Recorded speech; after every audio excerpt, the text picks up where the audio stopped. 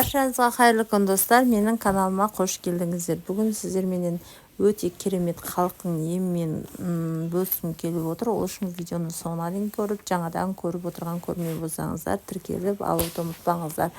Ол үшін бізге бір алма, бір пияз, бір картошка қажет болады. Сыртын жақсылап жуып, тазалап, осындай су қойып, газге қоятын боламыз.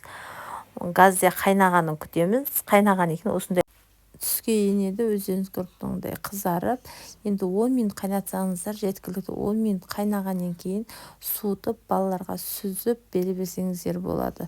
Өте керемет, дәмі де өте дәмді болады екен. Бір ащы дәмде болмайды, өзі тәттілеу дәм болады. Осылай бір ыдысқа құйып қойыңыздар, сүзіп, сөйтіп азанда түсте кешке 3 мезгілден бір үлкен қасықпен берсеңіздер жеткілікті. Бұрынғы кезде дәрі-дәрмек болмаған, осылай халық еміменен ішіп, осылай емделген, өте керемет, нәтижесі өте керемет екен. Сіздер де жасап көріңіздер.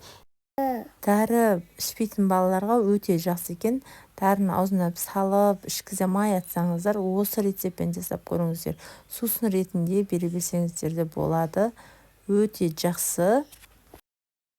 Көріңіздер, видеоны ұнаса лайк басып, комментарий жазып, тіркеліп алуды ұмытпаңыздар. Сау болыңыздар.